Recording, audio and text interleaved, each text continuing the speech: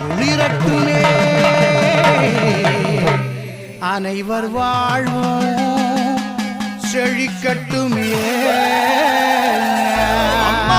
தாயே மகமாயி